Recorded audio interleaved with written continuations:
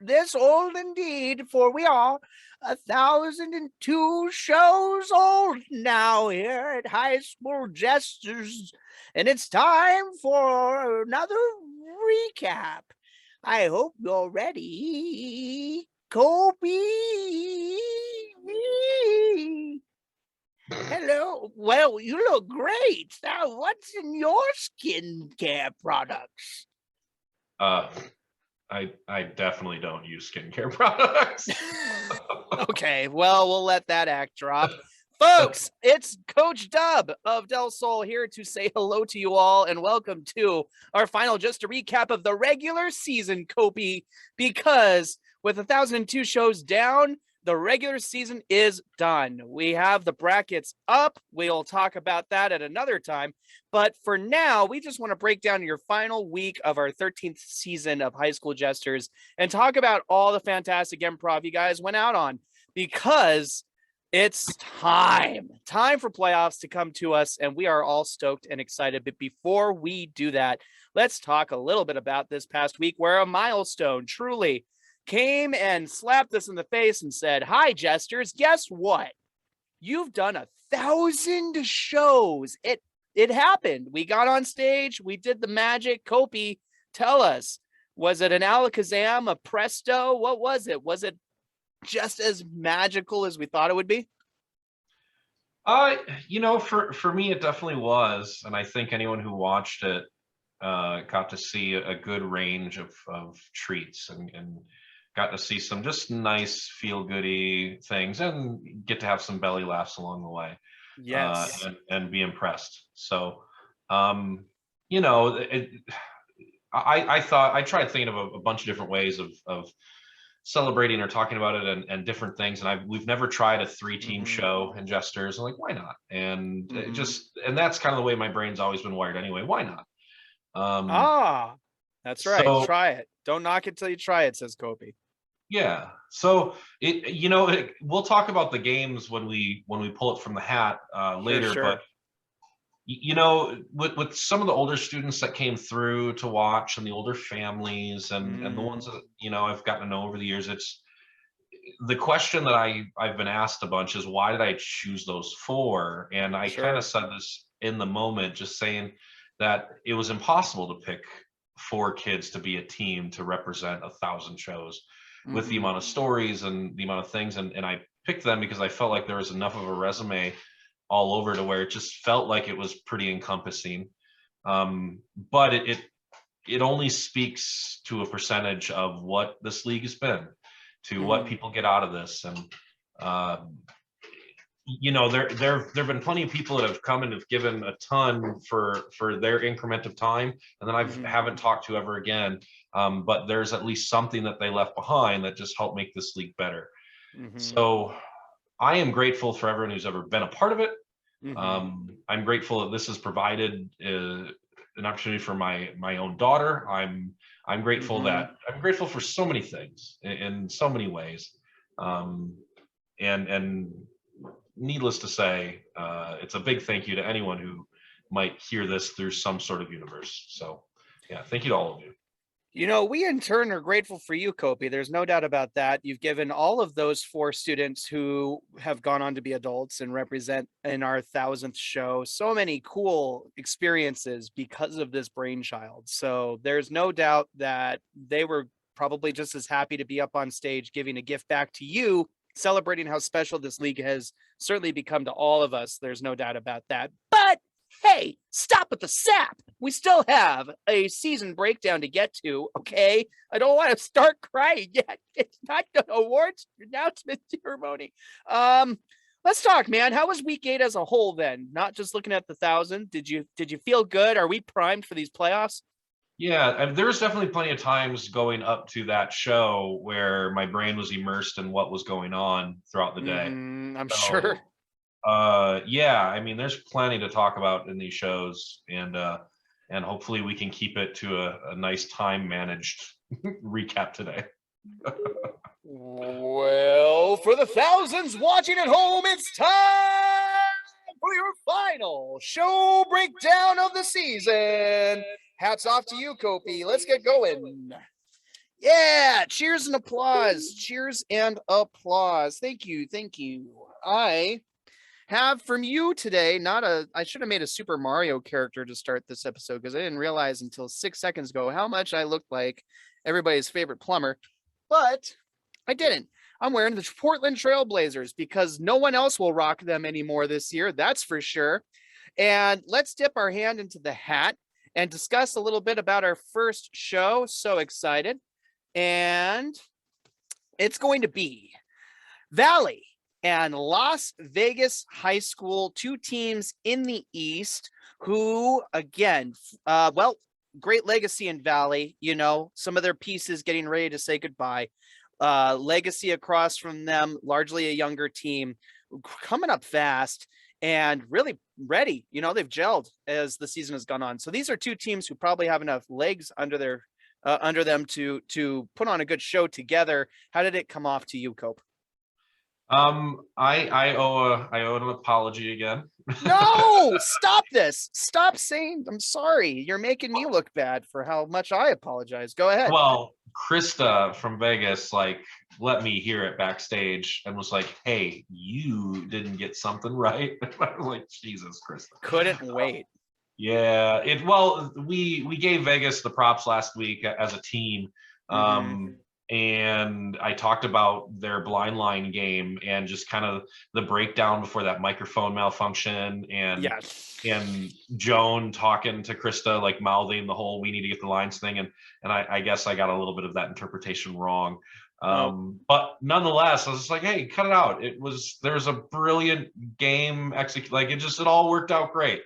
So I apologize, and I will publicly give you your apology.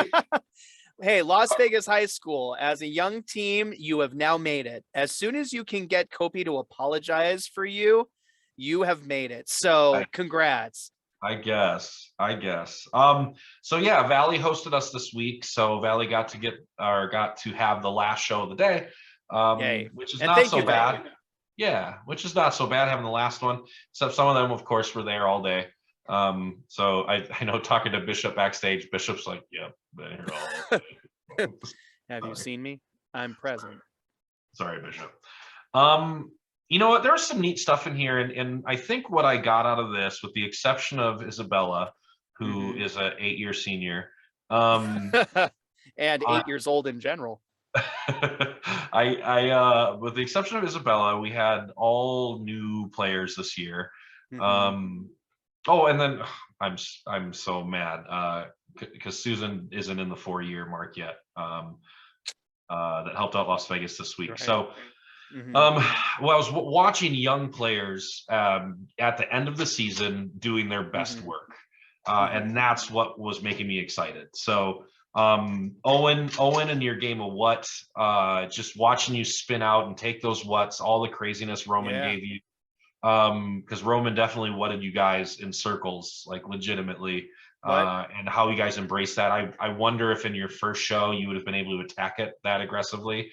So that was really cool for me to see. The inner monologue on the Valley side, it turned into one of those things where I jumped into that game because it was fun, and that's normally the good sign. When I jump into your game for fun, that's a good thing. So I came in as the side chicken.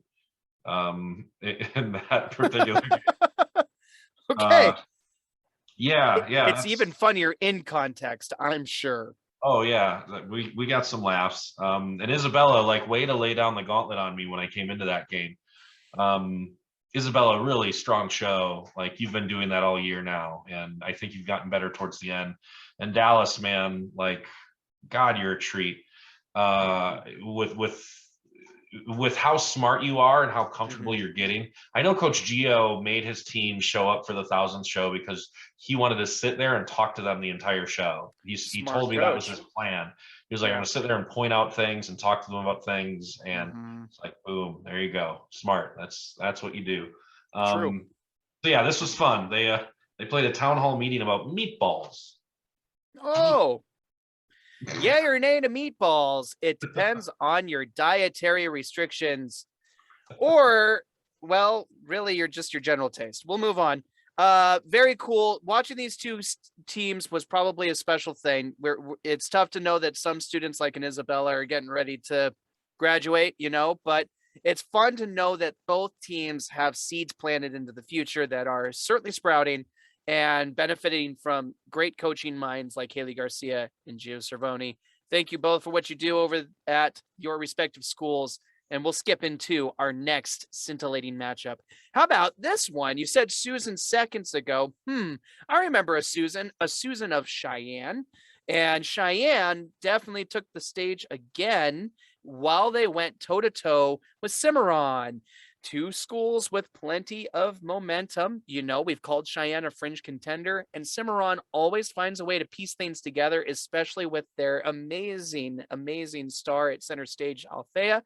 How did this matchup go this week, and did it cause a lot of excitement?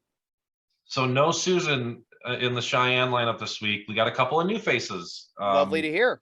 Yeah, and man, were they fun. And Jesse definitely created a moment that should be potty mouth, should have been a potty mouth, and it didn't happen, but it definitely got talked about for several hours afterwards. Okay. But here's the thing, it was legitimately hilarious. I think the reason that Jesse didn't get the potty mouth was because everyone was laughing too hard that the moment passed. Man, that's a heck of a joke. Yeah, so tip of the hat to the new guy. Tip of the hat. Yeah, that was kind of a fun moment. And Gabriella, too, in your first show, at one point I went up to Gabriella because I was doubting myself. I was like, is this really your first show? And Gabriella was like, yeah, this is my first show. Like, oh, okay. Because normally I'm good at that, at knowing that stuff. Fair enough. And made me doubt it. But then Grace and Alexa right there with them. So Grace, I've been a fan of since day one. I think Alexa's come on really strong. And Alexa made some really strong, bold choices. And I can't help but think that maybe Althea had a big piece of that on the Cimarron side. Althea was just brilliant. From stage work of getting off stage and wandering through the crowds with ideas. There's twice that happened. Really? Where Althea found a way to add depth to the scene. They did sit, stand, lean, lie. Such art game. Very brave. Much right, good. Right. And how do you make it and extend it and get some more creativity in it? And Althea was just all over that. Nice. This whole show.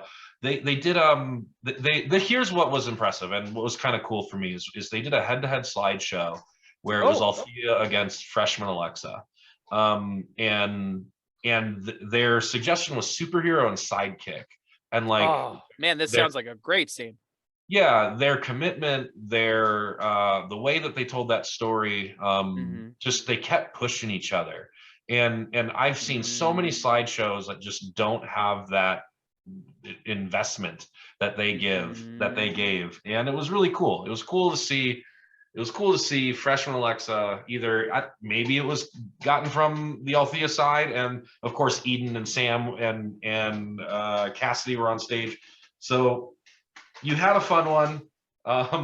Hijinks by Cimarron.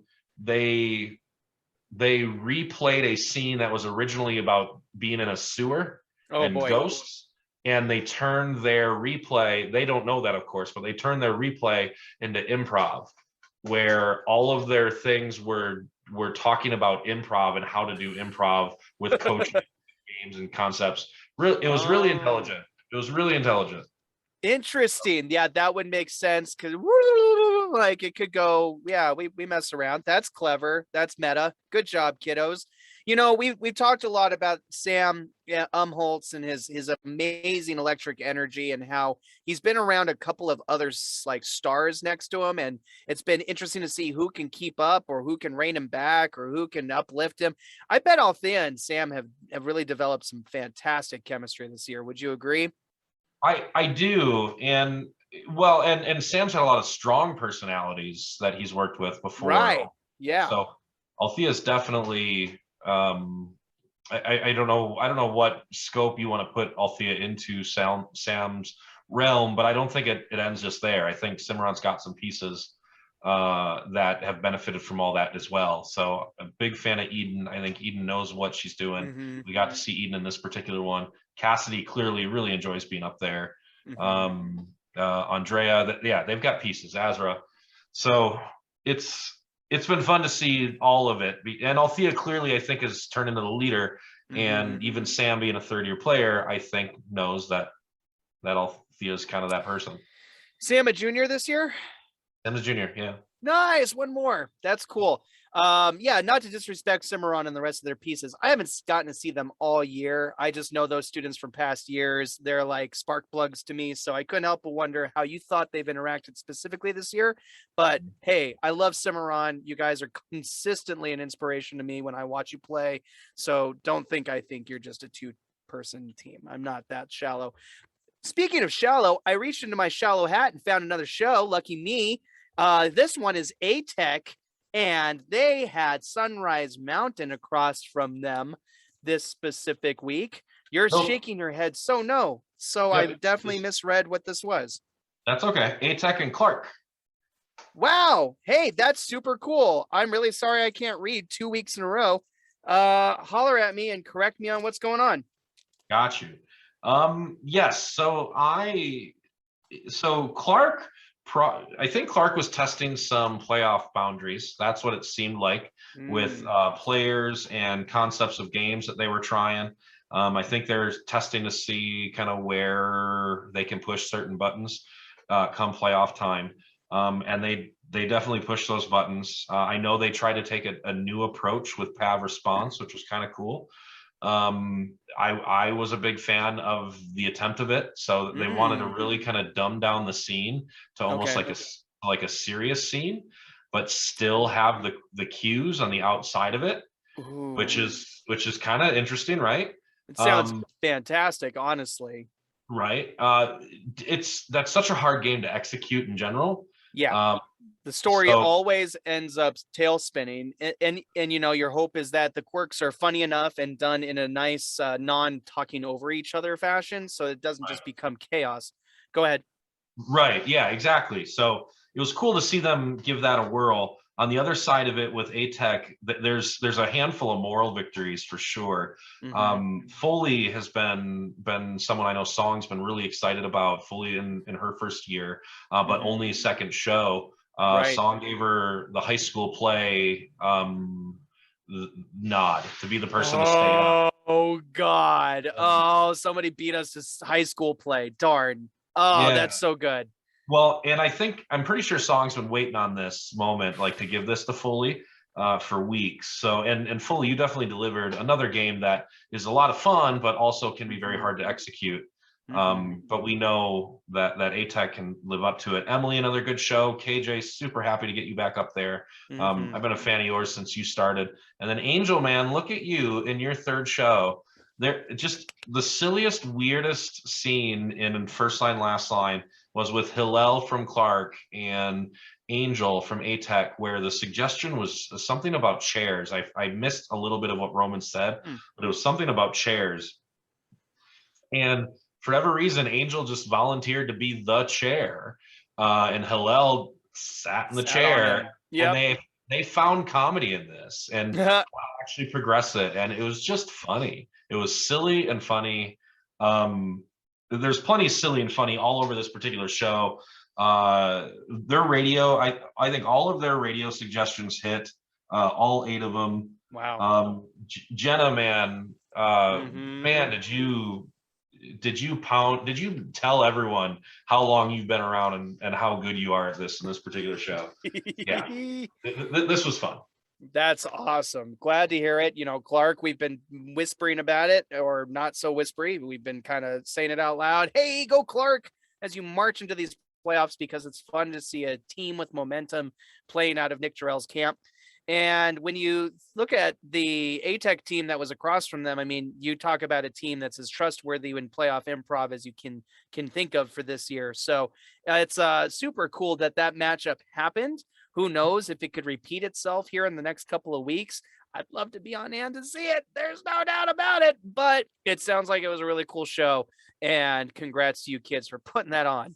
And let's jump into, well, Desert Pines, whose opponent this week had to be the one and only Cool Hand Western. Cool. Yeah, Western. That one. Western's a great team. And Harley, no doubt, has been meshing with those boys over there. And this is another chance for them to swing for the fences with the team that could definitely surprise you if you're not ready. Desert Pines, certainly some of my favorite personalities in the league. How did this play out?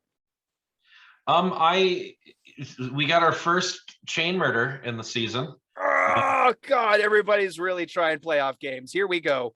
Yeah, and they were efficient. Like they were able to move through it, and a neat. It just happens because we weren't necessarily prepared for it. But I went to call for one of the players, but they had a kind of a predetermined order of who they wanted to be in what spots in chain murder. So I of course just threw my call out and was like, okay, cool, yeah, you do it the way you want to do it. I just was saying things. Yeah. And then of course Roman then stuck on that for the rest of that game, because that's what Roman does. Okay. So that was neat to see. We got a couple actually team choice pantomime games this week. We got a fortune teller later in one of the shows we haven't done yet. So that's hard stuff to do, guys. I'm happy that we're getting to that. On this, we got Survivor out of Desert Pines. Kai got to do this. It got to be the last one. It was Kai and Sarah at the end, and Kai got to be the last one on the island and just run through a scene about a giant shoe. That's a heck of a nod, Kai. That's a heck of a nod, Kai. That's cool. Roman challenged them to hype. Oh no, why? Yeah, because Roman was being Roman. Gosh darn it, Roman. Don't you know we all hate hype? I mean, it's unanimous, but it's okay. Corey walked out from backstage during hype and came up to me and says, "Is this hype?" With that same tone of disgust, right? Yeah. But they played it. They did it. They used some depth too. They also got off stage and tried some stuff with falling in a well. I think that was Zach from Western who initiated that. Fun. Any depth you can add to what you're doing, guys. Like, you have a whole theater to use. Like, go for it. Use it. It's there for you. Bring your GoPro, make it a Falls Count Anywhere improv show. Like, let's get crazy. Bring back Pandemiprov creativity, because now's the time. If you're gonna swing with confidence. That is definitely a challenge, because hey, I love seeing things I've never seen before. Sounds like you kids are cooking up some cool ideas and some really good and creative game choices. My goodness, like, these teams are getting primed and pumped.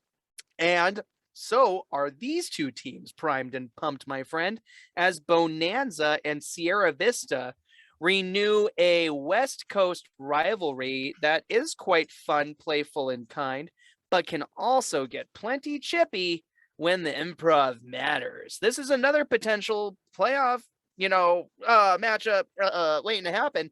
So what do you think, Kopy? If we saw this in the playoffs, would we be excited to see it twice? Yeah, so on the Sierra Vista, actually on both sides, it is the same point. We've got a smaller teams that are evolving together and growing together and getting stronger together. So we got to see another PAV response from Sierra Vista with some decently hard suggestions. I think Roman gave them some weird stuff to go with. So even I think every time, who had the national anthem suggestion? Was it Jay that had the national anthem suggestion? Just every time Jade tried going with the national anthem, it was laughter, or like, are those the next words? There was chatter about the national anthem each time, which anytime you can make an audience react to what you're doing something right. Precisely. We got a tag out with just a real simple dad driving a tractor out of the gate, and did we find ourselves in another area code so quick. Tag out just kept going and going and turning and turning. And then of course it's hard not to talk about melodrama from Bonanza. So we've only seen it from East Tech this year. I talked about when East Tech did it, kind of their version of it, and how it's a little different than another version of it. I would say that we definitely saw a different version of melodrama. I would argue that the version that we saw from Bonanza is definitely much harder. And man, I think they knocked it out of the park. It was pretty darn good. Fun. Yeah. And Coach Tirza, I know this is one game that Coach Tirza definitely knows. So when I saw it on the sheet before I got to see it, I went, ooh, like Coach Tirza, good for you. Let's see what you can do with it. And you know how, sometimes, and this is a general note for everyone, sometimes you're up there and to do rap or beastie rap, and in your head, oh, well, Coach told me I got to dance. But then you turn out to be the only one dancing. So then you just stop dancing. And then your coach says after the show, why didn't you dance? Yeah. Well, imagine if all 8 of you were actually dancing. That's what this melodrama felt like. It felt like they were all dancing. They were all committed. They were all going for it. It was full investment. And when everyone just can lean into it, that's when you get the best work. And that's exactly what happened. So even if there were technicalities about the game, everyone leaned into it and it was brilliant. It's a funny thing, that whole concept. Got to stop. First, a joke. Jade, if that was your name, this is your chance to call Kopy a liar and make him apologize to you next week. So let's see what happens. Let's see if next week. I don't know. We'll find out, Kopy. Sometimes you're pretty sure and you're still wrong. But funny point that you just made, that just came to me while you were discussing that last game that you were just talking about was melodrama, and I've already lost it. Guys, getting old is so hard because your brain has what you want to say, and then if you don't say it's gone. So it's very gone. Another time, another place. Anyway, cool matchup, cool playoff games.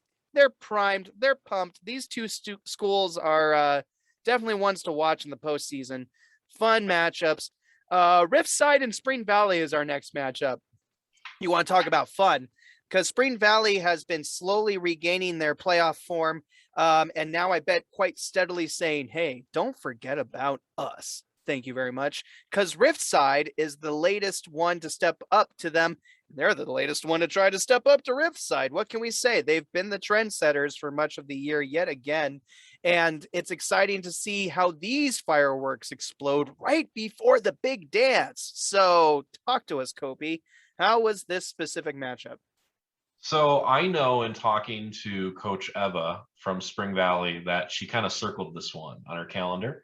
Duh. And she said that she talked to her kids or the students about Riftside a little bit, about just how strong they can be. And of course, as our defending champions, but we definitely have a new Riftside. Like this is not that old team. So we have new players doing this. So for an 8 a.m. show, I think there's a little bit more hype, and they delivered, which was pretty nice. And man, did we, I don't know how else to describe what Josh did in this show.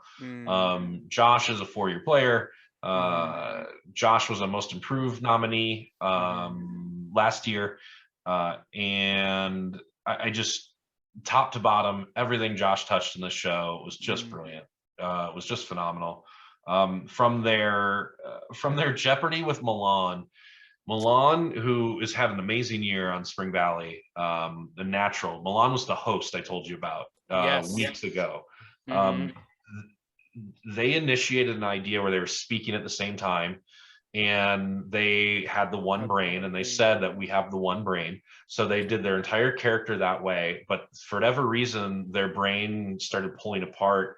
And then it turned into like this court story evolved, like we're forcing each other to do like just such an evolution of a story. Wow. It was so good. I mean, it was in Jeopardy. It like, how often do you see that? But then we go down to a dating game. We go down to a dating game, and Josh was Elmo. Elmo, if as a puppeteer. So Elmo's the puppeteer. That's wild. But Josh didn't get his eyes to move. Nope, not at all. Josh went like bro on the subway in New York. And just like, yo, Elmo here. No, I'm a little different, but I live a new life. also evolved that story. Like Fun. just yeah, everything Josh did so good. And then of course you have behind there Sophia, who's just a natural at this stuff. Margot, who can't stop swinging. Right. Same exact thing. Next to Elmo, you had Edward Scissorhands, who started off kind of delicate and Edward Scissorhandsy, and then was flipping a chair and evolving their story next to them. So Eva was right. Eva was definitely right to circle this one on their calendar, but they played a game of Late for Work that was like, I don't know if Eva told him to do this, but man, was Spring Valley's cues on Late for Work so funny. B was the boss, and B would turn around and look at the people that were miming and just like, what are you doing back there? And on every single time on cue, they would flip and, oh, we're not doing nothing, boss. Nope, absolutely. Just go back time. to sweeping. That's great. Every time. So funny, so good. And that's just discipline. That's discipline, Yes. knowing it and reacting and being in the moment and paying attention to these things. So, yeah, we got it. We got some good stuff out of this show. Listening is everything, kids. I'll tell you what, if you hear and you react, you do good improv. It's that simple. Listen and react. And yes, it makes an impact in every moment and in every game. And it sounds like those two schools are listening to the notes of their coaches as they approach those playoffs. Another fun prospective matchup coming down the pipes. I'm so excited for the bracket announcement. But still, first, more gold to come. And first down this paved gold roadway is Legacy, knocking on the door of the ancient city of El Dorado, wanting to pillage all of the gold within. But El Dorado says, nay, your legacy will fall, for we are the rising stars in this division. And Legacy says, yeah, check the history books. Our legacy's right there. Blah, blah, blah, blah, blah. I've stalled enough. Tell us, El Dorado Legacy, how did that story evolve? We got a head-to-head countdown, which was chaos. Yeah, it was the first one this year, and of course Roman milked it. But just a real good simple suggestion on it of a skyscraper in the 1930s, which for me, I was like, ooh, I don't know what this is, but I want more of this. And Roman likes architecture. And the 1930s. So that's when you were born, Kopy. Yeah, right. So watching the breakdown and everyone kind of staying with it and keeping that commitment there, that's what I really enjoyed about this head-to-head countdown. We got a team choice version of Jeopardy out of El Dorado, with Jeremiah, this character just named Jeremiah, and it was just this matter of fact that Jeremiah was going to be a weirdo. Even in my notes, it was just Jeremiah is this weirdo. But the one that just killed me, like I couldn't get past it, was Miriam's Janet in Jeopardy, where Miriam says, I'm Janet and I was on my way to the hospital and for whatever reason they brought me here. That's a great character. A game show contestant who literally would desire to be like anywhere else, especially a hospital. That's great. Very clever idea. Yeah, and I just, there's a lot of fun of just those scenarios. In this particular, they had a Survivor where slipping on the banana peel was your setup, but then how you executed it getting down the line. Freshman Kieran got to do that at the end. Cool. I always like seeing that when you see an unexpected student in that spot. And it was down to Haley and Kieran. Haley was also a freshman. So I was like, oh, this is cool. We're down to 2 freshmen on the Survivor spot. So that made me happy. And then the pairings and what are you doing is what I think I like the most about this one. Seeing Jen play with Zach Graham, seeing Izzy play with Zach Compton. I really enjoyed just the matchups and what they're able to do with those. And that was our only what are you doing of the day for sure. It's a Zach Attack show. Very cool. We've had a couple of those this year. The only what are you doing? It was a popular one for a few weeks, but maybe it'll come back in playoffs. It's a great one for playoffs. It sets all the tones. And, it's fun to see all these team choice games getting the unorthodox and cleverly constructed by your coaches, head-to-head, combinations. I'm beginning to wonder if anybody would be down to throw down on a head-to-head Survivor during these playoffs, because it's a team choice favorite for so many schools. Why not just take the kid gloves off and have a big old melting pot of silliness? I challenge you guys. That's for me, just for fun. I know that was a challenge I made in one of our championships Really? many years ago, but the team Okay. didn't take me up on that thought. So, Yo, nonetheless, that would be fun. That would be insane for one person to remember 8 students' characters and try to act it out. But anyway, I'm planting a seed. See, Kopy, I'm there with you, just 4 years late. Okay. How about Secta and East Tech? 2 teams with East right in the name. Okay, yep. so in case you can't tell, these are not West Side teams, but they are burgeoning teams. I love Secta's fun chemistry and their core of clever contestants who can't wait to troll you. And on the opposite end, East Tech has got quite a few metaphorical bullets in the chamber, and a couple students who certainly caught my eye way back at the beginning of the season. How have they developed into this final form? Are they both ready for those playoffs? I think so. Hmm. Secta's in this mode right now where they're probably my favorite. I've seen them in the past couple of years. I think That's so exciting to hear. yeah, and they they have kind of this. I don't know, man. Sometimes this is something I say a lot. Is that sometimes it's all about the timing of Mhm. when we get to certain points or stages in our lives, and some in improv that's very very true. It's about the timing, and I don't know if maybe it's just kind of all clicking right Mhm. now for them and the amount of time that they put into this. Kennedy, I think this is your best show of the Mhm. year so far. Kind of just had some general silliness. I've been Ava's #1 fan since the beginning. Ava had a really strong show, and Mhm. then I think Cody's getting a little goofier, almost like Big Brother. Oh Uh, boy, the yeah, Sager virus. yeah, Ethan, you're definitely a goofball. Like I know you're brand new. This was your second show, but you definitely have that goofball gene.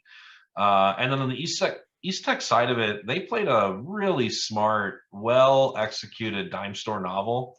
Ooh. And Kylan, that was watching you in Dime Store Novel was one of my favorite things I've seen you do this year. Like you really played well with them. You had your little quips, and you definitely had a little bit of give and take. But who better to have on the other side of that than Connor, who just there's just certain people that need to be in a different category, and Connor is just a different category. This is such a world for you, and I'm so happy Mhm. you're here, Connor. Uh, I don't know if if you just act the way you act in the general setting, like if you pump gas in a car and you just have this weird flamboyance that you have. Mhm. But man, it's rubbing off on Amelia. Mia, you've got such a strong, funny little brain. Like this was a good, well-rounded performance, I think, by you guys. Kylan, your party goat in radio. Gotta love the party goat. Barney Goke. That sounds like so much fun. Connor was somebody I watched back in season 1 and went, boy, look at the raw talent here. So much confidence, so much charisma for sure. So, Connor, hopefully you've learned a few things about how to use those amazing skills you naturally have with a little bit of substance. And it sounds Yeah. like you have. So, Um, East. Amelia, you're improving. Mia, like you've got such a fun little sassy brain. Like, yeah, just some good stuff all the way around. Ride that momentum into playoffs, East Tech. I would love for another Del Sol East Tech matchup somewhere in the bracket. Who knows how that's going to happen? I don't even know if it's possible, but we're both on the east side of the bracket, so it's got to happen sooner rather than later. Speaking of sooner rather than later, these are another 2 historic teams who absolutely make up all sorts of fun when they come and collide. Today, it's Silverado and it's basic, and the talent in this group is undeniable. whether you're looking at Nathan over at Silverado, who's celebrating his 4th year, or Evan, same thing over at Basic, but he's built a team around him. Which faces represented these two well-known schools as they clashed in this pre-playoff performance? Yeah, we got another pantomime with a fortune teller out of Silverado. Ooh, Um, good. Yep. Jillian, I think you really came around in this one. I know Jillian's gotten our props. I think going back to week 2 or 3, Silverado's Jillian, and I think you're even a step up above that from that particular week. So Jillian, that was cool to see you kind of put your foot down in this particular show. We got a weekend at Bernie's out of Basic. Oh, wow. Yeah, and you know what was cool in this one is that so Evan, of course, we talk a lot about. Evan was not in this show. We got down to Emma and Victoria, who are both brand new. And Emma, this was either your second or third show, but you reintroduced yourself in this particular game. You said, "Hey, I know I can speak up here. I can have more presence here. I can be flashy here." You kind of came to life in that moment. So that was awesome. So, and that's kind of, you're right in line with what this league does. And that was really cool to see you have that moment for that particular game. And then just such a silly moment between Aaliyah had on Basic. Aaliyah got darts thrown into her legs. And just the reaction of the darts. Pantomime wise. Well, I mean, yeah, right. Pantomime, but then verbally, like, I got darts in my legs. Of course. Just the way that Aaliyah's kind of deadpan like worked in that particular moment, it was really funny, and was worthy enough of me to write and jot down and go, let's talk about darts being thrown in your legs. Oh man, Aaliyah, so many mentions this year. Gotta say, it warms my heart knowing how Aaliyah came into this league and knowing how many schools they've interacted with this year and really improved the improv of, and I gotta say, one way or another, earning a lot of respect across the league. Good for you, Aaliyah. Congrats. Great to know you're doing so much good work this year. If I'm gonna give Emma the nod for kind of that birth in that one game, I got to give Lucy a nod because I think Lucy did almost the same thing mid-show. So okay. Lucy from Colorado. Lucy, I think this was also maybe your third show this year. Make him apologize. With second or third. But I mean, from the first part of the show, the first couple of games, and just kind of, I think your general shyness to the end of it, like you had a voice, you had a presence, and you actually showed that, like, hey, I'm here, let's rock. And that was the vibe I absolutely got from you. So yeah, got to give Emma and Lucy that.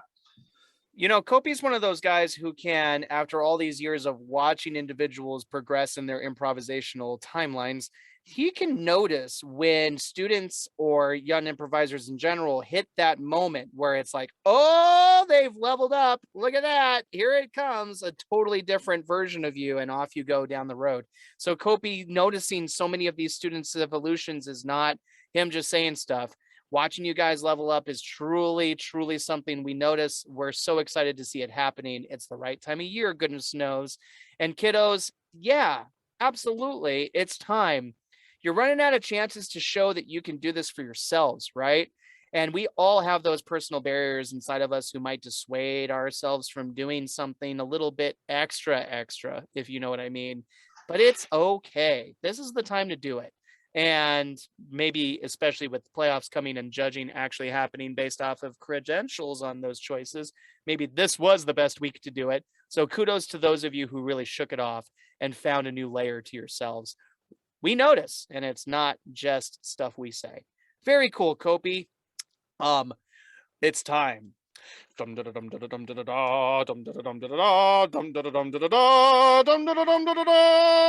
time for our 1000th show, the first ever triple threat match in high school Jesters history, as West Tech takes on Shadow Ridge with a surprise entrant, the Jesters legends.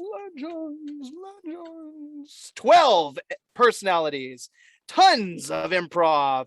The best feeling we've had as we've struck a unique milestone right here on stage in person. So exciting as the 1,000th show took off. Tell us, Kopy, more details. The magic. So 3 teams, our 2 newest schools plus these legends. And for in Sam and Greenie's case, like their playing days are much farther behind them than Song and Corey's, right? So I didn't realize there's a couple of just fun realizations I got to have as the show went on. First, they opened with town hall meeting. That's how the show started. And we got to get Jack Elton on stage as the mayor. Yes! Hearts to Elton! Which was pretty cool. I was trying to figure out who was going to be the one I pull on that. But Jack was there, so that I got to get Jack up there, which is great. Super cool. And then think about this thought that you never thought of. As I'm explaining the game, and I say West Tech they love, what was it? Grapes. Shadow Ridge hates grapes. What do the legends do? Like, how do they feel about the grapes? So, like, in that moment, I had to just say, you know what? They're very indifferent about grapes. That's funny. And got to make the joke that, you know what, we never talked about this before this show. Maybe we should have done that. Right. But all 4 of them stood up and were able to make jokes that leaned both ways. And like Song was the first, and it was really good. And Jack, I think, set Song up perfectly to just go the other way and lean back towards the fact that Song was indifferent, but then to Greenie and so on. Gosh, that's good. That's so good. Such a great thing for other schools and students to see this notion of, complexity to your perspectives and the gray area that should be in all of our scenes, right? So good. Keep going. My bad. Well, no, it was very, in all my years, like my brain never digested that moment and how that could play out in that way. So that was just kind of cool for all of us to do together and figure that out together. And then on the Shadow Ridge and West Tech side, like their characters and their introductions, their contributions, West Tech, you're all such a bunch of weirdos. A really cool moment of Jordan Jordan N from Shadow Ridge coming on stage as a person who had too many grapes. And passing out on the bench. And then Bianca, who you fit right into that Connor category from East Tech. You are such a goofball. And you came flying on that stage to chase down your husband who's sleeping and not paying attention to you. And just how aggressive and how you move. Just, I don't know how you do that. I have no idea. So yeah, we got some cool stuff right out of that. Our team choice around a survivor, the silliness in the kayak we got to see. I loved seeing Ashley close Survivor. Yay. I know it's so funny. Ashley is 2 people. And that's not a twin joke. If you turn Ashley around and don't let Ashley face the audience, Ashley shows you all of the fear that is in Ashley's face. The second you turn Ashley around, Ashley's a whole new animal. And it just happens that quickly on stage. So I'm primarily standing behind, right? I'm not watching from the front, but you go back and you look at the pictures of the show, and it's just champion Ashley.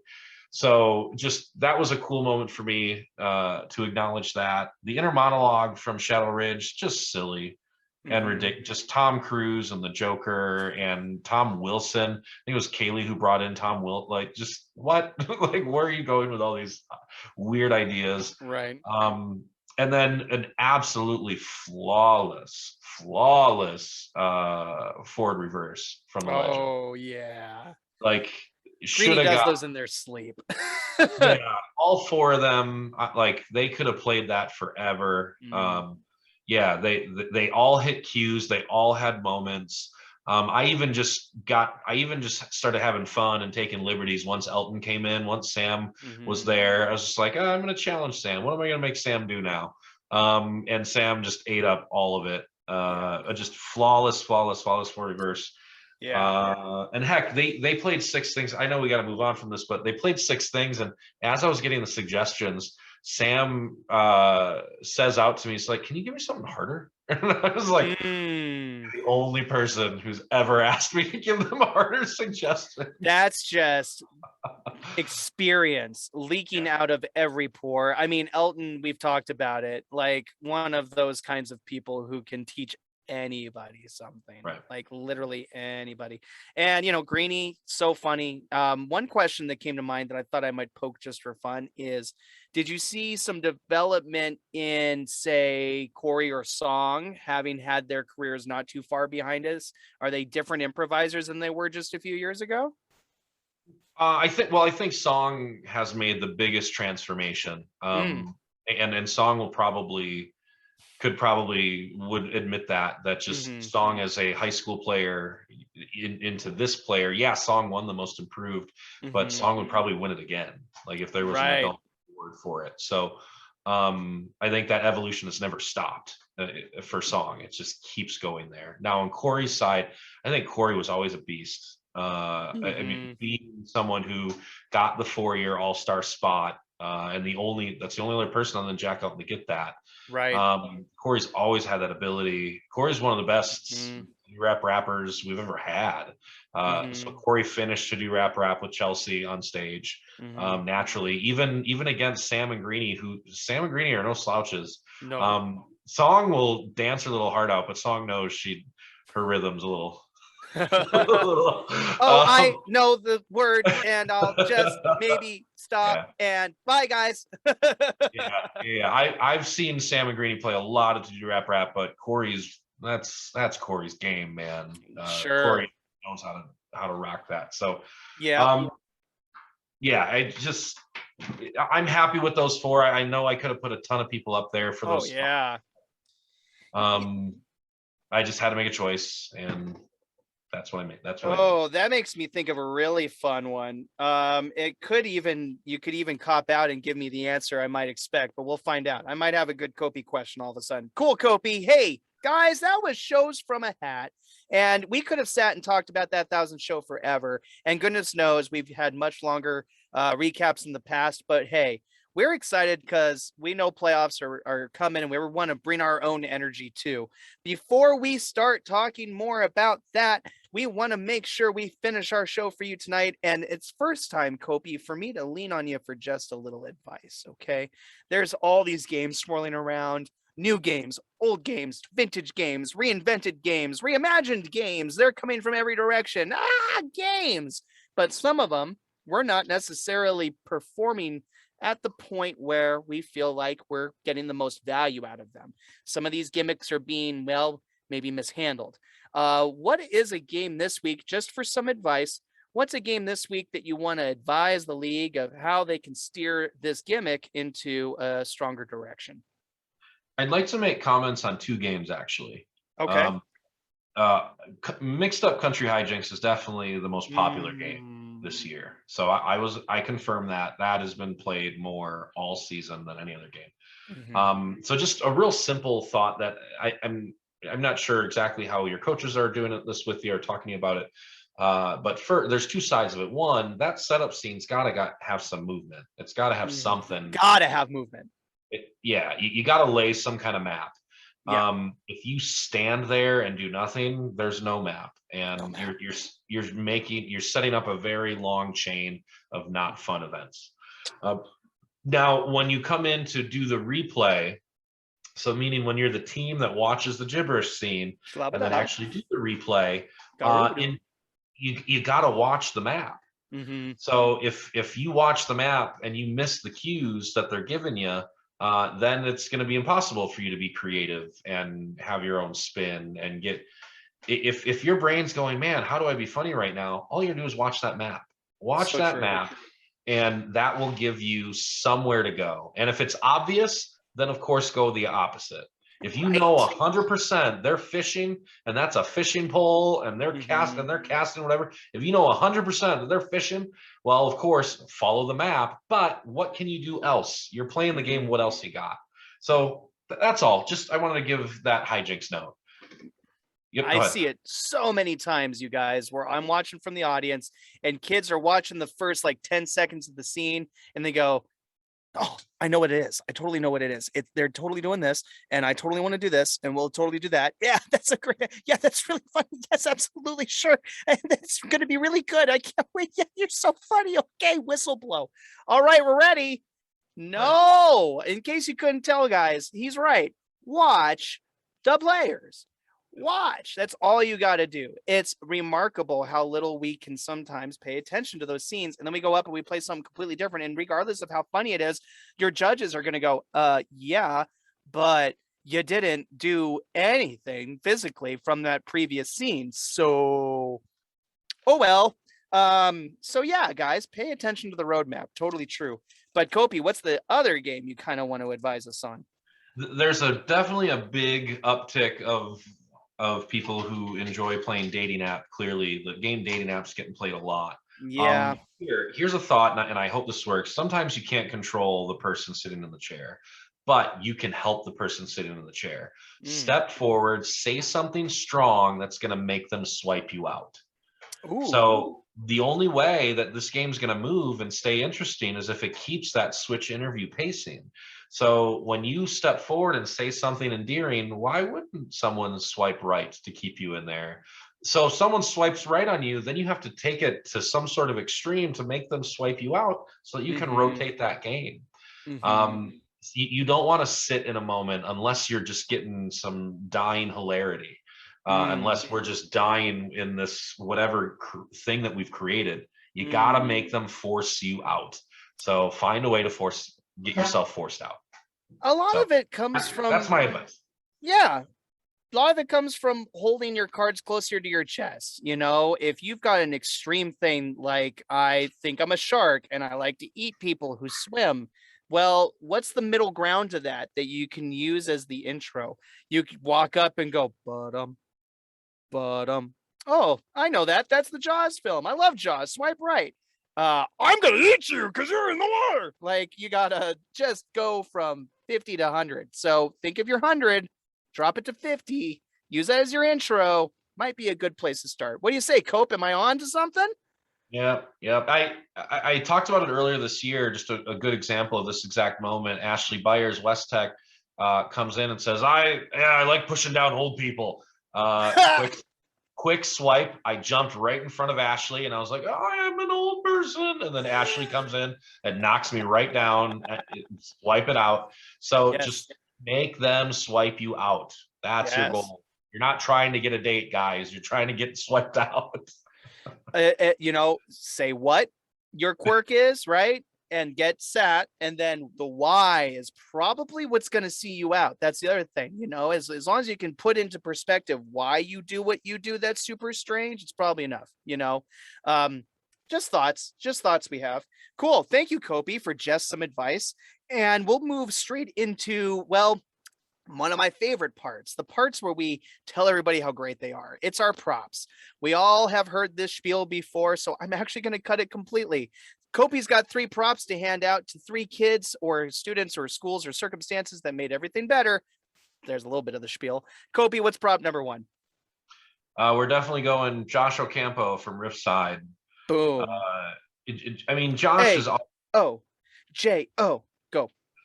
Josh has always been capable of doing anything. And I think that's how I describe Josh. And going back to even Josh's championship last year, sometimes Josh was the best one there, and we know how stacked that group was. So I know that Josh is at a point where Josh wants to be one of the best up there. And man, if this wasn't just a great testament to what Josh can do. So what a brilliant show. Almost every moment, everything Josh did was golden. So yeah, Josh has got to get this props.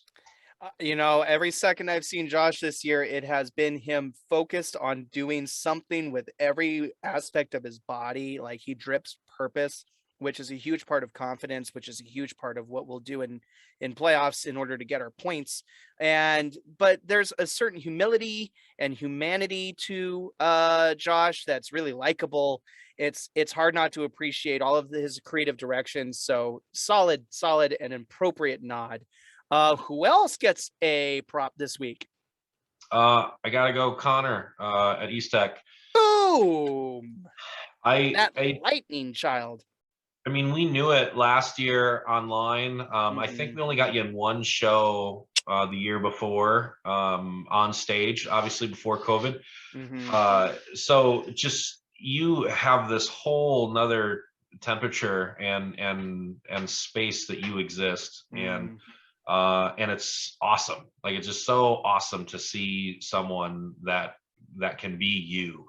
So maybe we Yeah. don't all have that side of us, but to me, seeing how much you commit to every Mhm. little tiny thing you do, it makes it okay. Like it makes me go, you know what, maybe I can try that version of Right. myself as well.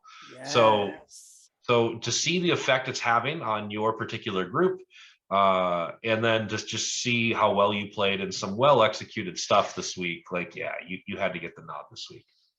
Cool. It's super exciting to hear that for me because, yep, caught my interest. And it's fun to know that the other team members are beginning to understand that they're onto something, Connor is, and perhaps they should maybe try a little bit of that themselves. You know what I mean? I feel like there have been times where I've seen performers on stage, jesters, or any other level who tried almost too hard, maybe in certain ways. Now, there's nothing about Connor that's trying too hard, but they're putting so much energy out there that it can be outlandish next to the other parts of their team. So don't swim against that grain, kids. Play with it a little bit because when somebody that strong and that bold is taking stabs and you're not doing anything, you can help fix that dynamic and sprinkle a little extra pepper out there and see if that doesn't uplift the product as a whole because it's part of accepting your teammates to follow their energy, if that makes sense. And Connor's got so much energy that all you have to do is accept it and yes and it with your own submission of energy and it's probably pretty good. Another team who kind of figures that out to me, if I can just be bold and try and see if you continue to nod because I think I'm onto something. Silverado, their energy is very much the same too, where it's like you'll stab out with some comedy and the other person tries their comedy and then the other person tries their comedy and the other person tries their comedy on all different angles. And it's the same thing with Connor and East Tech and how it's spreading. Just let you guys stab at it to accept that energy and it will make the product feel both more cohesive and uplifted as a whole. Am I onto some, Cope? Oh yeah, and well, and it's kind of neat that Josh and Connor are back to back on this because Yeah. a lot of kind of what we both just said could apply to both of them.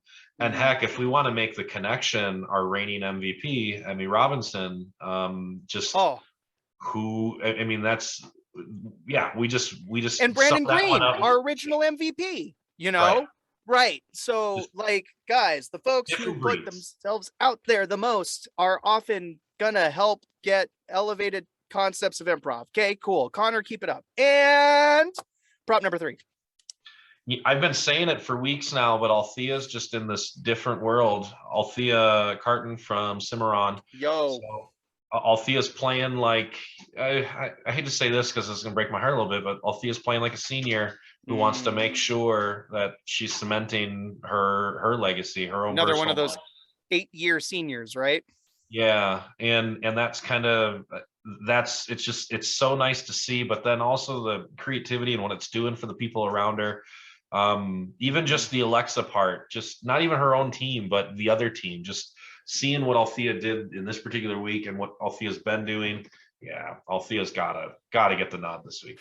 Whew, Althea is such a student of the game. Althea's been around so many different camps and coaches and concepts and has been flexible through every one and learned so much from each one and learned more about who she is along the way so much.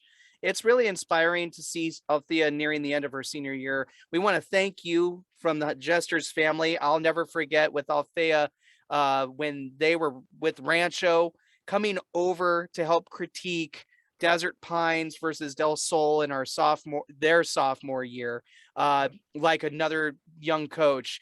And boy, it's never stopped. I think it's only grown. Althea's just gained so much momentum as somebody who just wants to learn to be the best and give the best. And so we thank you. You're one of those folks who will be cemented in our minds for years to come, Althea. And thanks for being part of our league. And a cool third prop, Kopy, quite appropriate. Let's talk a little bit, though, about maybe something we can change about the league and our approach as we go into playoffs. This is a huge piece of advice that you could be offering, or really a challenge to us all? Because this is our Kopy's challenge. It's not an extra game tonight. It's something that we all can improve on one final time before we get into playoffs. Tell us, Kopy, how can we all be at our best when the points finally matter? Yeah, for those of you that have not been in this experience before, playoffs definitely do heighten everything that we've done all year. So typically the best play happens to where everyone is kind of taking what they think they've learned and they're applying it, and we're getting some quality stuff happening. Here's the big difference is that the audience, it's not about the audience clapping louder for you at the end, but it's about having an audience so that you can be accurately judged. Ooh. So if there is not an audience in front of you, then the scores are going to reflect what could be happening hypothetically, and obviously there's going to be someone there, so can you engage them? And it's a lot harder when there's only a few people there. So my challenge very simply is bring someone to the show so that you can be judged in the best possible way from our actual judges. Amen. And guys, the more hindquarters in the seats, the more you're naturally going to get a buzz about the experience that you're having, just a buzz in general. The higher your likelihood of getting that laugh that you might need to feel particularly strong to take a stab in this direction, right? Or maybe, I'll be honest with you guys, some of the bad guys on stage might want to hear some boos so that they know they're making an impact in the story in the scene. Not that we ever hear boos and gestures, just a thought where it's like, hey, if you're telling good stories and you want to have that audience reaction, really the only reaction that doesn't help you is no reaction. So get folks in there, amplify the opportunity to get those reactions you're looking for, because they'll help you empower your improv through the end of your shows. And we all want to see crowds on playoff day anyway, right? You don't want to go for a trophy without an audience, especially when the audience is the focal point and the inspiration of what you're doing. So help us get those audiences packed. You deserve it. That's not just hoopla. Cool. Kopy, great challenge. Let's fill those auditoriums. Our first round of playoffs is coming up fast at Legacy next week. And we'll be breaking down our bracket here in a video to follow. But one more segment, it's the Kopy question. And Kopy, because I'm a jerk and I know we actually aren't taking 2 hours on this recording, I'm going to give you two. One's quick, one's sort of fun. First, the quick one. Kopy, how much, as we enter the playoffs, how much are our students needing to either deviate from or lean into the comfort zones that they've found in their improv? Let's say you're a student who's super good at miming. You're very confident as far as being the silent showcase of what you might be thinking. Maybe you're a student who's really good at the talking portion of it all, and you feel great commentating in a slideshow or a slow-mo. Or maybe you're the student to feel really good moving their body in comedic ways with puffs of energy instead of over time, like with miming, say like a forward, reverse, or a countdown kind of thing. Let's say you know your comfort zones. Is this the time to be leaning into them and going and showing those comfort zones to an audience who's ready to judge them? Or is it time to push against them and try something brand freaking new and maybe, pass through some more anxiety barriers along the way? What do you think? I'll point some fingers just for a second because I feel like everyone can at least understand this comparison. Okay. If you have someone who maybe they're in theater, maybe heck, theater teachers, if anyone has ever expressed to you, I just can't do improv because I can't make it up, I need scripts. You know what that is? That's comfort. That's not that they can't do it, it's comfort. So, I've talked about Ashley Byers a little bit from West Tech a couple of times now, to where Ashley looking at me, not looking at the stage, just it's face filled with fear. And I know you can think of so many with the exact same scenario, but then you turn Ashley around and redirect it, right? So, and redirect it, and boom, it comes out in a different way. And the reason that is because improv is just life. You're just living life. And sometimes you're silly with a friend and you've got weird things that come up in conversation. And sometimes it's very practical and logical and simple and progressive. Yeah. So all you're doing is doing life. So are we really performing? Yeah, of course we're performing. We're just saying, hey, in life, when you talk, maybe you talk like this, or you say that, or this is how we add to this, or this is how we add to that. We're just giving some definition to what we're doing in life. So to answer your question very directly, is do we lean into it or do we try something new? I think if you can have a little bit of preparation behind trying something new, I'll always push someone to try something new. If you can have just that little bit of prep to it. The blind jumping into something new, I know I'm comfortable with that, but as we all know, I've done 1,000 shows. Right. So, and I've actually done a lot more than that. So,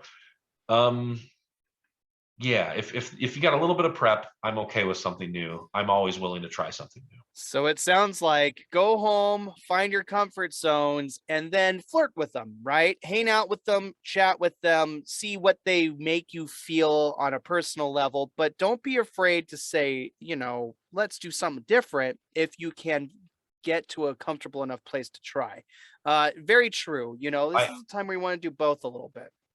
I said to Ashley Byers, I said, hey, I want you to, for your improv shirt this year, I want you to put Juggernaut on your shirt, because once you get going, you can't be stopped. And that's what the Juggernaut is.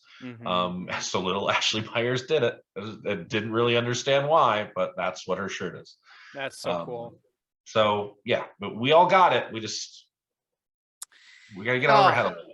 That makes me bring up another story in my brain. Sometimes I've encouraged my students to use that name on the back of their shirt as an alter ego when they're improvising, almost like a character of their own, like a pseudonym, because you're up there doing your art. And just like R.L. Stine or J.K. Rowling, though that was her real name, I suppose. But I don't know. My point is there's like fake names that those entertainers use. So many actors, of course, change their names because they want America to remember it. Those are characters you can employ when you're up there. And just like Ashley turning around, looking into the lights and turning into somebody new and becoming the Juggernaut, you can put that name on the back of your jersey into your mind and remember that win, lose, or draw, maybe you're not Warren up there. Maybe you're Coach Dub. Maybe you're not. I won't use your real name, homie. Maybe you're not Maddie. Maybe you're Margot. Maybe you're a couple of different things, guys. So use that name, play with it, think about it. It's a concept. Next, just for fun, Kopy, you put 4 incredible legends of Jesters on stage, man. There's no doubt about it. It's really cool that happened. And we hinted that it would be impossible to put like everybody up there or know any different combination who wouldn't bring a similar amount of value. And it reminds me of a cool sports conversation that's been really popular over the last couple of years. And you may be knowing where I'm going with this. How about the Mount Rushmore of blank? Mount Rushmore suggesting Theodore Roosevelt, Abraham Lincoln, let me see, George Washington, I know all these, and Thomas Jefferson. Those were the 4 presidents so prolific enough that they got engraved into a mountain.